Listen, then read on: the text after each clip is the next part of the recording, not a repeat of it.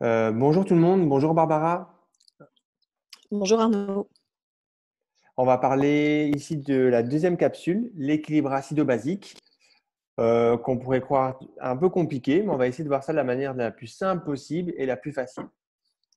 Pour ça, on va se servir d'une fameuse équation, l'équation d'Elderson-Hazelbach, qui, on va pas essayer de voir les chiffres, qui essaie de voir l'adéquation entre le tampon principal, qui sont les bicarbonates, et la PaCO2. Donc, on peut voir, c'est vraiment un équilibre entre les deux, mais il y a évidemment des limites de cette formule. La présence de tampons non volatiles dans cette formule, les non-bicarbonates sont ignorés de cette formule, comme les protéines, et le rôle des acides faibles. Mais c'est largement suffisant pour comprendre une gazométrie. Tout d'abord, les valeurs de référence. On va pas les retenir en une fois, mais néanmoins, à force, ça va venir. Donc d'abord, il y a le pH qui doit être entre 7,35 pardon, et 7,45. Souvent, après, on regarde la PaCO2 qui doit se retrouver entre 35 et 45 mm de mercure. Ensuite, les bicarbonates, HCO3- qui doit se trouver entre 22 et 26 mmol par litre ou mEq par litre. Et ensuite, il y a la partie oxygénation qu'on peut regarder avec la PaO2 qui, ici, les valeurs de référence se retrouvent entre 80 et 100 mm de mercure. On va y revenir, un peu compliqué comme valeur.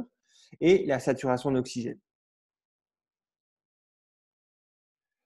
On va essayer de regarder d'abord, étape par étape, quand on analyse une gazométrie. Quand on sera une star de la gazométrie, on regardera ça en une fois, mais quand on est débutant, il faut mieux faire ça étape par étape. J'ai dissocié ça en 3 étapes. D'abord, analyser le pH. Est-ce qu'il est équilibré ou est-ce qu'on a une acidose ou une alcalose? La deuxième étape, si on a un déséquilibre dans le pH, c'est de regarder si la PaCO2 et les bicarbonates suivent le sens de ce déséquilibre. Et enfin, la troisième étape, c'est voir s'il y a une compensation. On parle de compensation partielle quand le pH n'est pas équilibré. Et quand le pH est équilibré, on parle de compensation totale. À savoir que la compensation respiratoire par la PaCO2 peut être très rapide, que la compensation métabolique, par contre, peut prendre quelques heures, voire quelques jours. On va voir les 4 troubles de l'équilibre acido-basique qu'on peut voir à la gazométrie. Le premier, quand le pH est bas, on parlera d'acidose, et que la PaCO2 est augmentée ou que les bicars sont normales, on parlera d'acidose respiratoire non compensée. Là, cliniquement, quand on a une PaCO2 qui est augmentée, le patient va hypoventiler, soit une fréquence respiratoire basse, soit un volume courant bas. Le cas classique qu'on voit aux urgences et aux soins intensifs, c'est la décompensation de BPCO. Si les bicarbonates sont assez augmentés, on peut avoir un pH qui est équilibré. Donc là, la PaCO2 est élevée.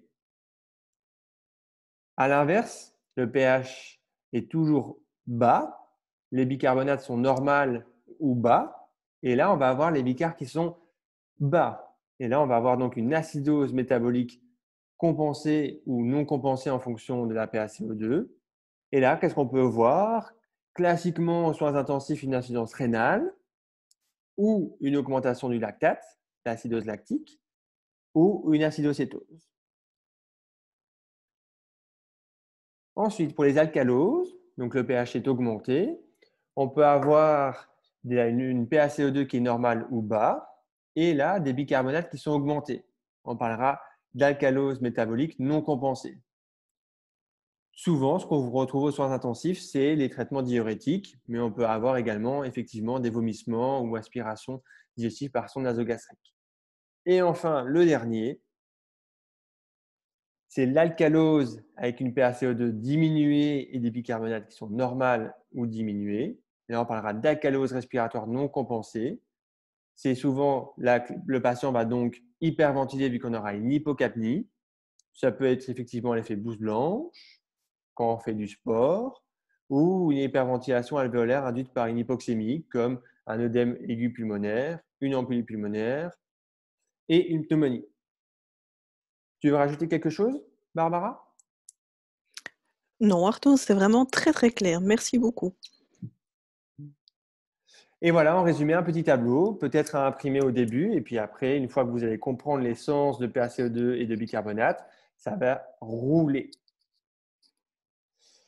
Pour l'équilibre acido-basique, donc vraiment, il y a deux parties dans la gazométrie. Il y a la partie ventilation qui est régulée par la PaCO2 et donc le pH.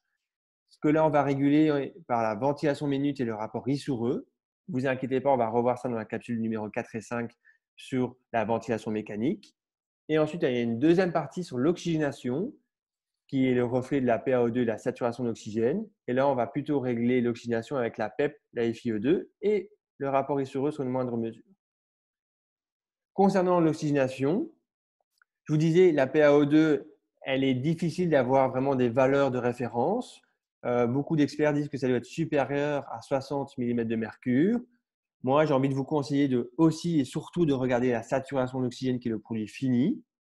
Et puis en plus, on peut avoir une diminution, une augmentation de l'affinité de l'oxygène. Si on a par exemple un patient qui est en acidose et hypothermie, comme post-arrêt cardiaque par exemple, pour une même PaO2, la saturation d'oxygène va être plus basse. Donc fiez-vous aussi à la saturation et regardez lorsque vous encodez une gazo. Et c'est pour ça qu'on note aussi la température du patient et l'acidose qui va se calculer automatiquement. Et la FiO2. Et surtout, la deuxième chose pourquoi on regarde la saturation, c'est que là, on a des recommandations qui sont assez claires. C'est qu'une saturation pour un patient critique doit se trouver entre 94 et 97% de saturation. Et pour les BPCO et les patients oxygénodépendants, entre 88 et 92. On a d'autres paramètres dans la gazométrie, comme les ions, attention à la fiabilité. On a aussi l'hémoglobine, pour lequel il faut bien agiter la gazométrie avant de la passer, la glycémie sanguine et le lactate. On va passer avec deux exercices et je vais faire travailler un peu Barbara. Que penses-tu de ce premier exercice? Alors pour cet exercice, je vais commencer par analyser la ventilation avec les 3 étapes que tu as décrites. Donc pour la première étape, je vais d'abord regarder le pH. Je vois ici que le pH est à 7,27. Il est donc acide parce qu'il est inférieur à 7,35. Deuxième étape, je vais donc regarder la PCO2 et les bicarbonates et voir si ces 2 valeurs vont dans le même sens. J'ai une PaCO2 qui se trouve à 38,6, ce qui est tout à fait dans les normes, entre 35 et 45. Par contre, j'ai des bicarbonates qui se trouvent à 17,9 et qui sont donc inférieurs à la référence, c'est-à-dire à 21 ou à 22 millimoles par litre. Ces 2 valeurs ici ne vont pas dans le même sens. Qu'est-ce que je peux en conclure? Eh bien, je pense donc, avec le pH acide, que ce patient a une acidose métabolique, mais qui n'est pas compensée. Il faudrait que je puisse me rendre compte du patient et de voir éventuellement ce qu'il a pour essayer de faire un lien avec sa pathologie. Mais il y a une valeur qui me marque et dont on vous parlera dans une autre capsule vidéo, qui est le lactate, qui semble ici, Arnaud, fort élevé. Tout à fait. Donc, chaque gazométrie, il faut le regarder avec l'historique du patient, avec la clinique.